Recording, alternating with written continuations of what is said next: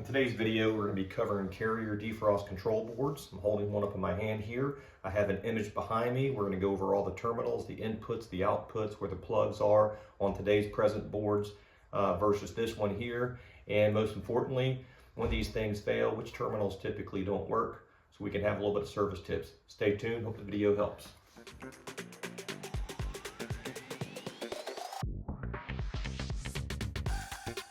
Okay, today's video, the Carrier Defrost control board. A little bit unique versus other control boards, is this has a T1, T2 terminal on it, and we're going to cover that in today's video. If you can notice, this board is rectangular shaped, but on my image it's going to be hard to draw lines on it. So what I'm going to do is I'm going to make this image much larger, so now it's obviously it's a square, but I don't want anybody to think, if you're looking at this image, that it's not the same board that we're referring to here.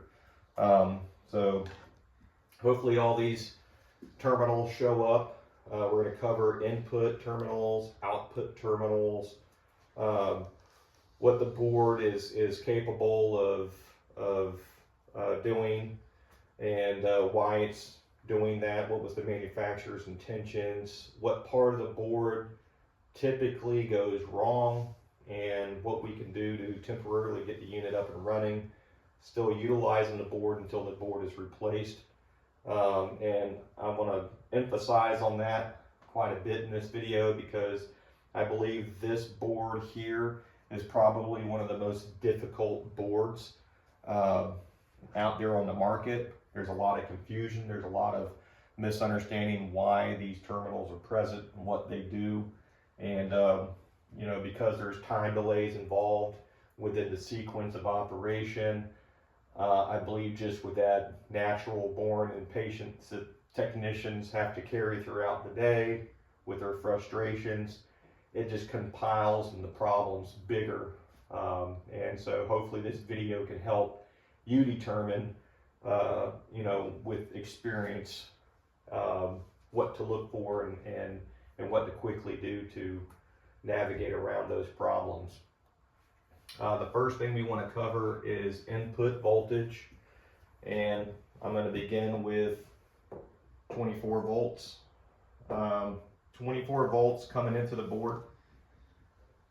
Just like our last defrost control board videos and all the rest that we'll cover, we want to make sure that we understand that the board is a load and it has to have 24 volts at all times.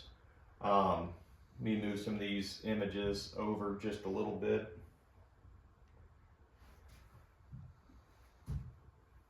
Just to create a little bit of space here.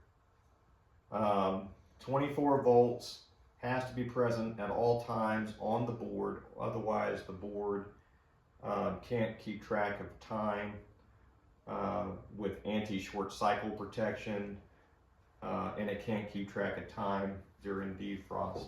So we want to make sure that if we don't have enough conductors carrying voltage, that we replace the wires versus you know, drop out something that you may feel is not necessary. All conductors, which are only 5, O, R, W2, Y, and C, are important. So if you have a thermostat wire that is with bad conductors and you're running low and you're down to 4, then it's time to replace that entire wire. Put another 18 gauge 8 conductor wire running from the thermostat to the air handler, or from the air handler to the condenser. So very important. We're going to say this is 24 volts coming in, and we have to have common leaving. Now there is a plug, okay, that typically, I'm going to put common here, is on this, which I don't have on my board. I don't have the plug, so I'm referring to this left hand side of the defrost control board where a plug is inserted there, and the wires are already there for you. So we have 24 VAC. I've got these color coded to make it easy. We have red going in as an input, 24 volts going into the board. We have common coming out of the board. Going further, we have yellow as an input from the thermostat, right? That's coming in to, I'm going to put Y down here. That's coming into the plug, and you know, that's always going to be an input. And then we have O, orange. Orange is going to be a input, obviously going through the plug. I'm going to put O down here. And the last one, I'm going to use purple for W2 because white doesn't really show. Carrier does use black, so we can use black if that makes you feel more comfortable. Matter of fact, we'll just use black here. I'm going to say W2 is going to be black. And that's going to be W2. And so all these wires here are input voltage. 24 volts will carry up to this point if the thermostat's calling for W2. It's just going to backfeed. But the way I want you to look at W2 here is the board is going to make a call for the heat strips to come on during a defrost cycle. So in this scenario, W2, even though it can read 24 up here and it's not coming from the board, okay? So yes, it can be coming in as an input. It's not gonna, the board's not going to do anything because it doesn't need W2 for anything outside.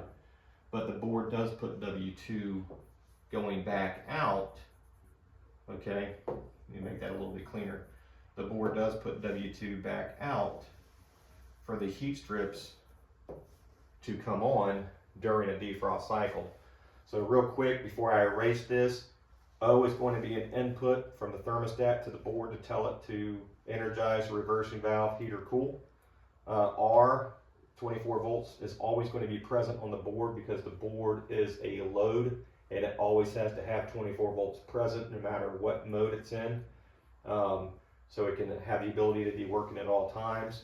W2 is a output because the board has to have needs the ability to send 24 volts out to the heat strips to activate during defrost.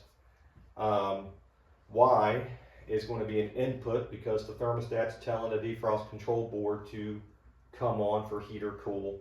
And then finally C, common, is going to be an output because that's going to be our path back to the transformer. If we lose that common, then contactors can't energize, reversing valve coils can't energize. Obviously the board won't have 24 volts, so it can't do its job. And so, you know, we're not going to be able to work properly if we lose that common.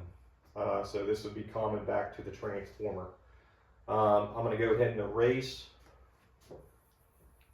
these inputs and outputs. 3 inputs and 2 outputs. The 2 outputs are W2 and common. The 3 inputs are O, R, and Y. So we're going to now cover these larger terminals here. We have O, R, T2, Y, T1. This is DFT, and then we have 2 terminals for C, which is common. What we're referring to is these terminals right here. Okay, and if you looked at it the way the image is, we're talking about the O, R, T2, Y, T1, then we have DFT, and then these bottom 2 terminals here. Both of these are common. They just gave us an extra one, so we can hook up a contactor to one of them. We can hook up a reversing valve to the other. That's basically what we're going to use those for. Over here we have our fan relay. There's 2 terminals here. This is normally closed. So if we put 110 volts in, say L1, then we could take L1 out and energize the fan and drop that fan motor out during defrost. So looking at this here, I guess we want to assume that power is here, so I'm going to go ahead and just draw a couple of small lines, not lines like we had before, but just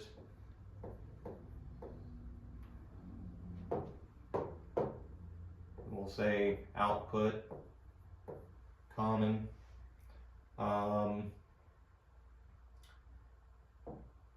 then we'll go ahead and put O here. So we have 24 volts always present between R and C. We're getting a Y call and we're getting an O call. So when we're in this, when the plug is receiving voltages on these terminals, what we can expect to see would be voltage out on O, okay? And that'll be going to our reversing valve. And we're gonna go ahead and wire that up real quick. We're gonna say that our reversing valve is going to be energized. I'm gonna make that a little bit bigger.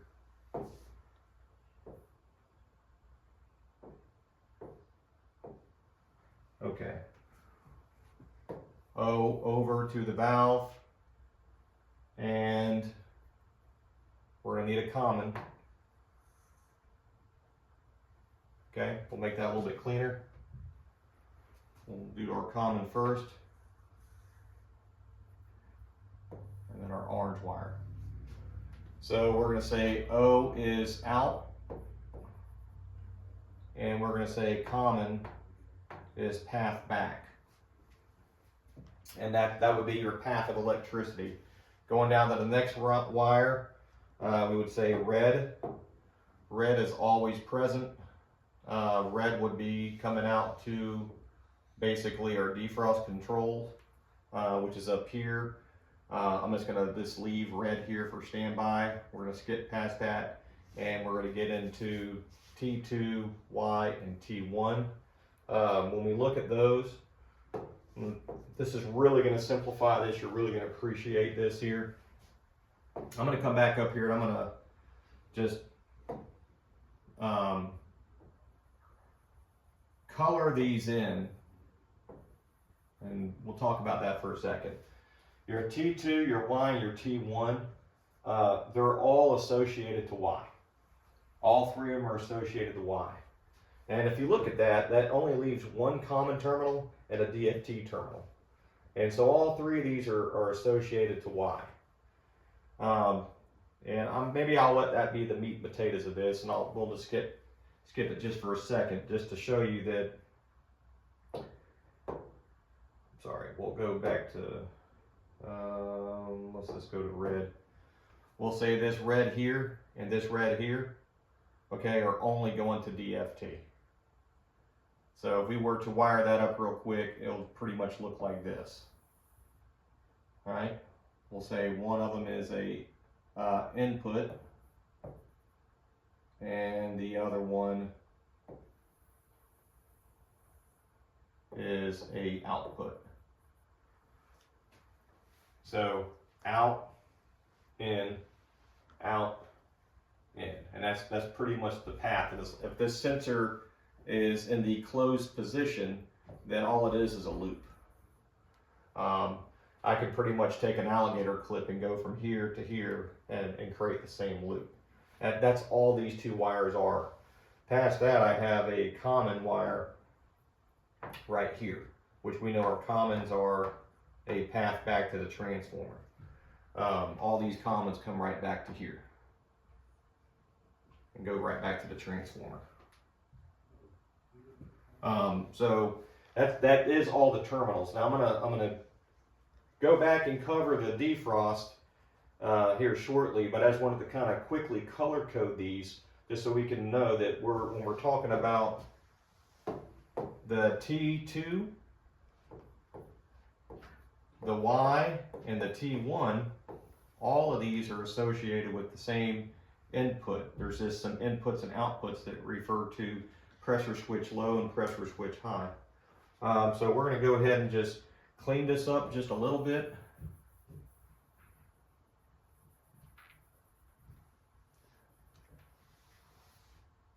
Okay. We left the reversing valve alone because we don't need to erase that. We don't need to go any further with the R. I'm going to leave that there just colored. And then going into the T2, T1, and Y. Another way of looking at this would be 1, 2, and 3. Let's see if this shows up pretty good. I'm going to say this would be 1. Okay. This would be 2, and this would be 3. Right? If we went in an order of sequence here, we would say that if we have Y coming in, we have Y coming out. There's the first output. So the first Y that comes out, okay, it's going to come over and it's going to land on a pressure switch. Now these pressure switches aren't going back to the board immediately. They're going to jump to the next pressure switch.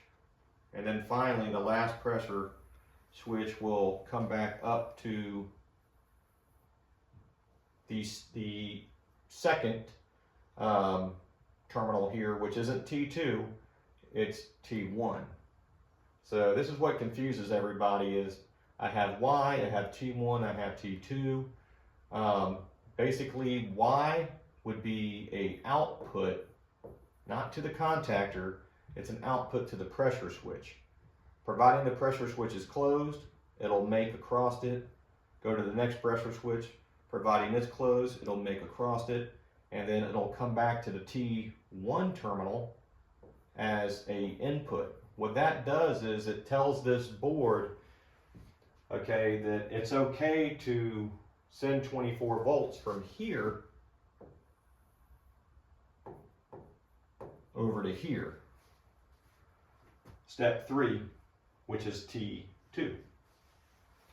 So we have T1, up here we have T2. Now T2 is what's going to energize this contactor. A lot of people get impatient at this step because what they don't realize, if there's any kind of power interruptions on Y, right? If I lose Y as an input here, or if I lose power interruption coming back to my T1 terminal, which is the second stage of the sequence, then this board will go into a anti-short cycle. Now on this board, I'm going to rotate it around so you can see it like the image behind me. There is a speed up terminal. And that speed up terminal, all you have to do is jump past that. And what we're referring to is right here. There's a pin here and there's a pin here. And if you were to bridge across this, then you would bypass that time delay and you would speed up that wait time, because there can literally be as much as 3 minutes here, you know, anti-short cycle protection.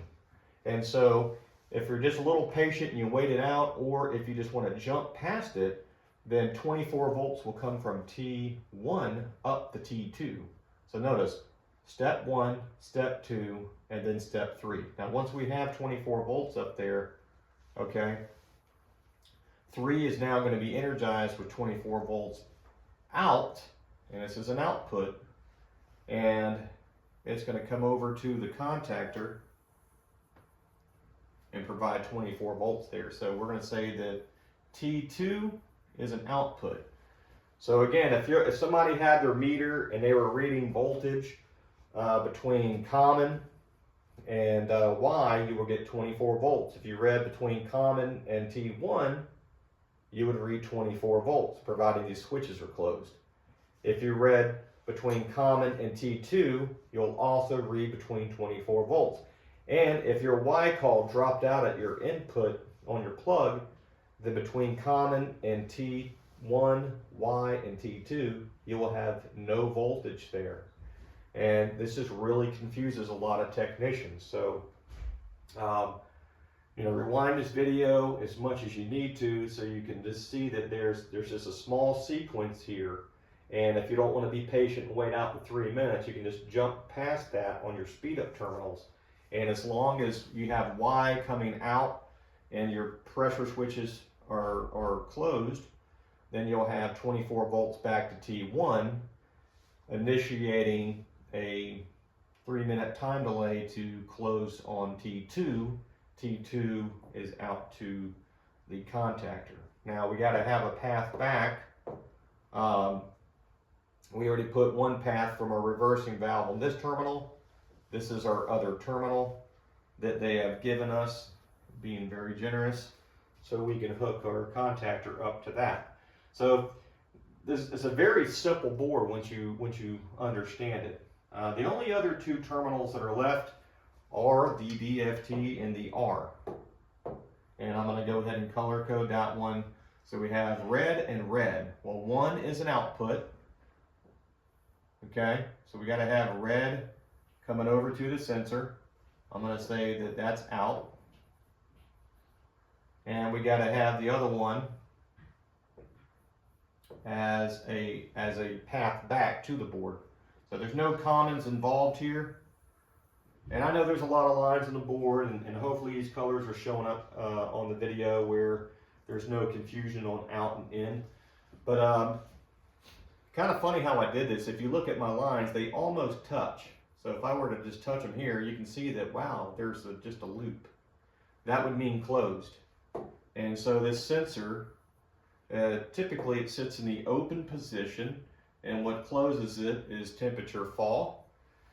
And providing that the temperature is above 30 degrees, it's going to remain open, and the board's not going to get 24 volts back on DFT. When this closes and the board gets signal back on DFT, 24 volts on DFT, it'll know that it needs to go into a forced defrost. And then there's a way to speed that up with the 30, 60, 90 and the speed up terminals. We'll talk about that in just a second. But first we need to cover that this board does not recognize that it needs to go into a defrost, because if you look at my inputs here, we're telling the board that it needs to be running in cool mode. So for this board to recognize that it needs to run in heat mode, it needs to lose this O call right here. So it still gets the Y call, but it has to lose that O call. When it loses that O call, then it knows to release power on the reversing valve. And then it's going to start looking for this sensor to close at that point. Or it's going to look for a timed defrost. So everything looks the same, with the exception of we lost the O input, so we lost an O output. The board recognizes that it's in heat mode now because of that one terminal missing. And now it's going to start calculating a run time, and that run time is held in memory here because we have 24 volts at all times. So because we have R and C present, so when the unit is off and we lose input voltage to turn this thing off, say we lose Y, it shuts off, this board realizes that, hey, the contactor was energized for a certain length of time, and it knows to keep track of that time. So let's talk about a couple of facts. Let's go over a couple of facts here. So if we know Y is out and T1 is in and T2 is out, okay,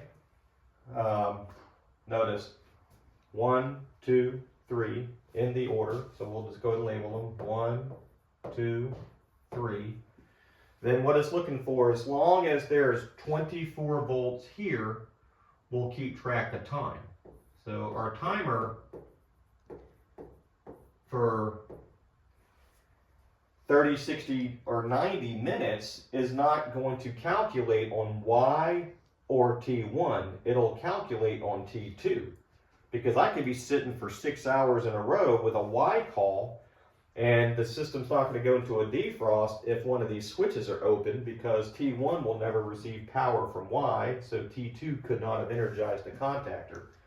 So as long as there's not a high pressure event or a low pressure event and everything's working within its normal parameters, then the timer will be calculated based on the T2.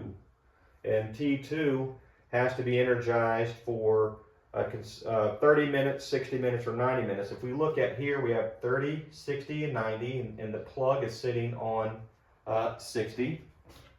And this image is actually of this actual board. So if we rotate it around, like the image, we have our plug down here, and this plug simply comes out, and we can put it on 90 minutes down at the bottom. We can put it at 30 minutes at the top, or we can put it in the middle at 60 minutes. And we're going to cover what you might feel is best and the reasons why and what happens if you let it run too long in here in just a second. But because we are plugged into the 60, if we had 1 hour, 60 minutes of 24 volts on T2, then we'll go into a defrost. So that's not 1 hour over an hour. So if we had 10 minutes on and 10 minutes off, 10 minutes on and 10 minutes off, then in 1 hour, it's only 30 minutes of contactor or T2 being energized. So it might take 2 hours, okay, 10 minutes on and 10 minutes off before we reach a 1 hour, 60 minute T2 energizing the contactor. At that point in time, it will go into a defrost. Or if within that 2 hour period, or 60 minute T2 energized, because it could run for an hour legitimately, just because it's really cold and never cycle off. Well, if it runs for a whole hour, that coil is going to be pretty frosty and it's going to go into a defrost via time. But like I was saying, if it needs to go into a defrost before that, then we're going to rely on this sensor here to close on temperature fall and initiate a defrost sooner. That'll be a forced defrost. So when that happens, the only thing that's going to take place on the board is 3 things. 1, O is now going to be energized from 24 volts. It's going to put 24 volts out here, and that's going to allow power over to the reversing valve, right? So this would be O out, okay, path back, and it's going to also send 24 volts out on W2. So we'll just say that it's going to, voltage will make its way through the board on W2, and at that point, I'm using black because typically carriers have a black wire for their W2, then this will come over to, it's a long way to come over from here over to the heat strips, but that's the journey we're trying to take. So I'm just going to put an arrow over here, say W2, heat strips. And that's because the valve is in cool mode, so we have to send power to these heat strips to run to cancel out the cold air, because our evaporator is now in our low pressure cool mode. And we're doing that so there's hot gas running through the condenser, because the valve will now shift over and allow hot gas to run around this coil. And if it turns off that condenser fan motor, then we're going to be able to get a lot more heat faster to thaw that out and get back into heat mode. I'm going to use white. I think it might show up a little bit better. We have a terminal here and a terminal here. On this top right hand corner, there's a relay. There's 2 terminals. These terminals are normally closed, which means basically they're always energized. I have 110 volts here, then I have 110 volts here, and that's going to allow power to go over to the motor. This is receiving a leg of power from the contactor on the high voltage side at all times. So when the system goes into heat or cool, there's always going to be power going through these terminals. Now during defrost, that's going to change because these terminals are going to open up, and when it opens up,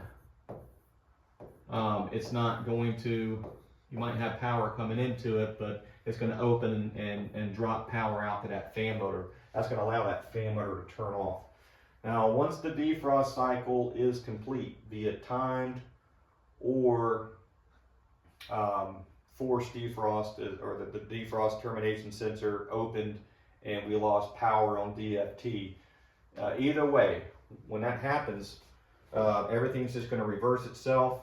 We're going to go ahead and close here. Fan's going to come back on. We'll go ahead and drop out the heat strips, right? So that's going to turn off. And then, of course, there we go. We're going to lose the reversing valve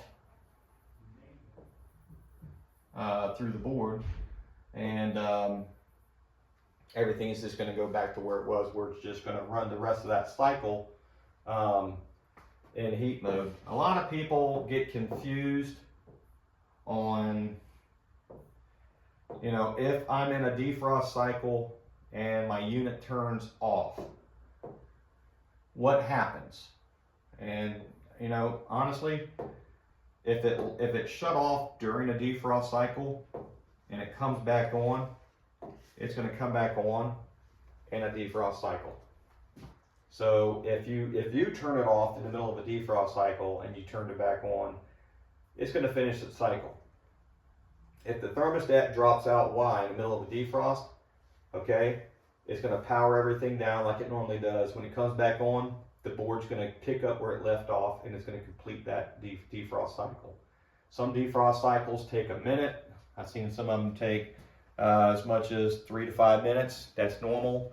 You know, when it is over with, you'll see the fan come back on, valve will shift back over, and there'll be a big puff of steam coming out of the outdoor unit. That's just from all the frost that melted off, and that gush of air coming up is actually warm air off of that coil that was warm, and all that water is from all the frost that was melted. So it's going to look like a smoke, or it's going to look like steam. That's normal. No need to be alarmed. If these heat strips are coming on for the first time, there may be a little bit of dust on the elements, and these elements may be burning that dust off, and you may have a smoke detector even go off. If it's commercial, it could even trip the smoke detector and shut the unit down. It's a little bit of annoying, but at the end of the day, these safeties are there for a reason, just to make sure everything is okay. So you want to have them inspected, never bypass anything. Let's see here. We went through this video pretty quick. Typically when we have service issues,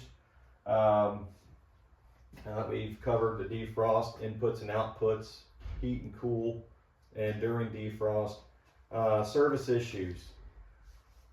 Every defrost board that I come across, I'm going to talk about, you know, typically what fails on them and what you can do to get around it temporarily. Anytime a part fails, you don't want to leave it partially bypassed or jumped out, whatever you want to call it. You want to replace the component. It's there for a reason, and it needs to be working properly. So even if you got it working with that component there, it's not working the way it was designed to work, which we'll cover here in a second. It's designed to have a timer between T1 and T2 for anti-short cycle protection. So if I said that my T2 terminal is not putting 24 volts out, the last thing I want is to not replace the board over that, because, you know, at the end of the day, the board should be replaced because the board's not working correctly.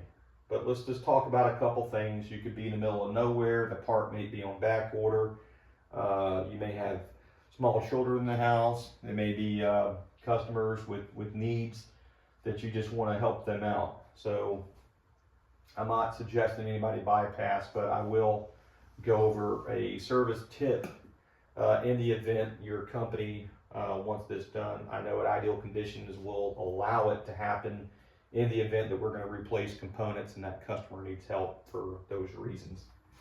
Like I said, T1 and T2, there is going to be a timer.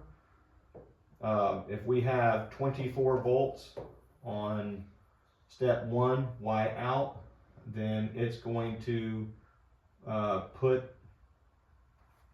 power out on low pressure and high pressure, providing those switches are in the closed position. It's going to come back on T2. So 2 is, let me do it this way here.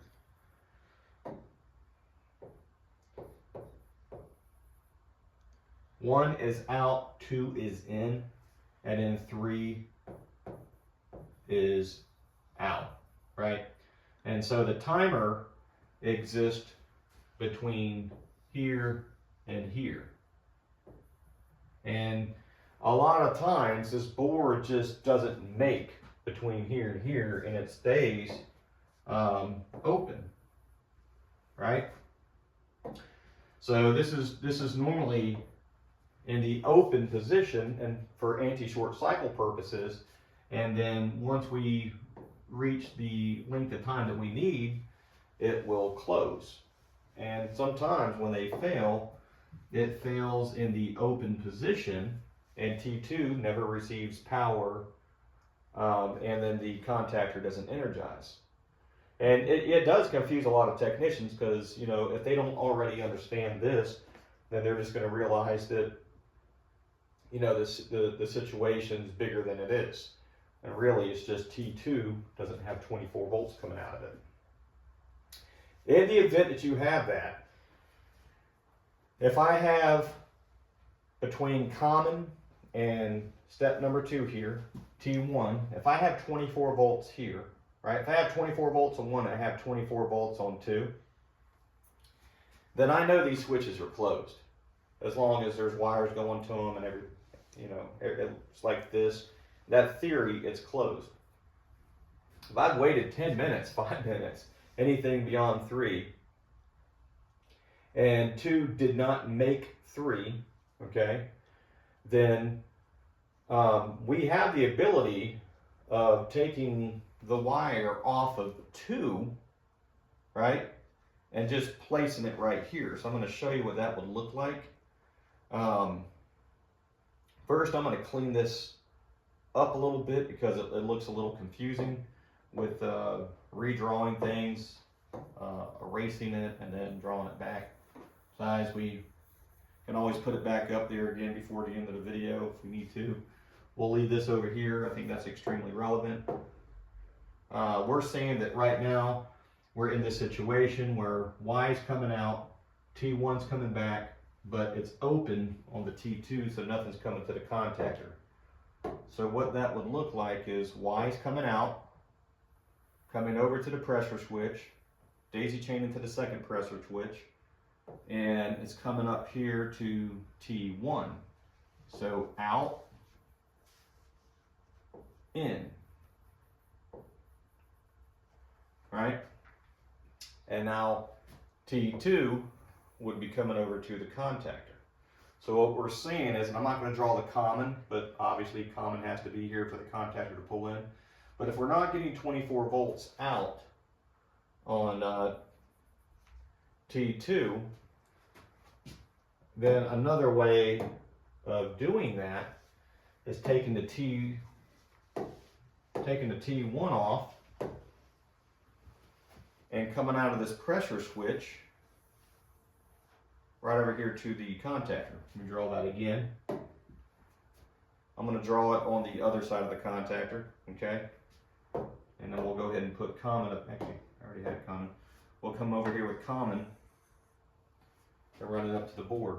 So as you can see here, I have Y coming out, going into the pressure switch like the factory intended, out of the pressure switch, into a pressure switch, out of the pressure switch, and instead of taking it up to T1 and then out of T2 back to the contactor, I simply ran from the switch over to the contactor. So what it did is it allowed me to keep my safeties, my low pressure and high pressure safety switches, in series with the contactor. So if I have a low event or a high event, I can protect my compressor. But the downside of this is now there's absolutely no time delay. So if I had a pressure switch that was toggling in and out due to a high pressure event or a low pressure event, there's nothing that's going to stop me from short cycling my compressor, which will cost me a lot more money if that's damaged, if that compressor is damaged because of the start windings burnt up. So if you're going to do this, it needs to be like, hey, I'm going to do it for today. The board's on its way. We're going to put it in this afternoon or tomorrow morning. Here's some air conditioning. And you've already pre-ordered the part. You put a deposit towards it. It's a confirmation. I would not leave it this way because you could be a hero, right? But heroes wear capes with targets on them. And unfortunately, sometimes your good intentions could come back to bite you if the one thing you were trying to do wound up damaging the equipment because you left it that way. So you want to do this very temporarily. I don't recommend it. I think if you can get back out there, it's probably best to leave it off. But in the event that you're in the situation to where you feel like it dictates it best to do it, this is one way to get around the T1, T2 issue. But like I said, typically when there is a issue, I'm going to use red here. The T2 is the issue. So I'm going to put no-go. T2 winds up failing because the timer between T1 and T2 stays in the open position.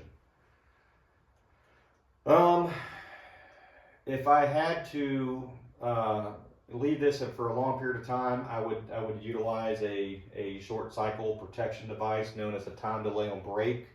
If I put that on here, we'll go over that in some other videos.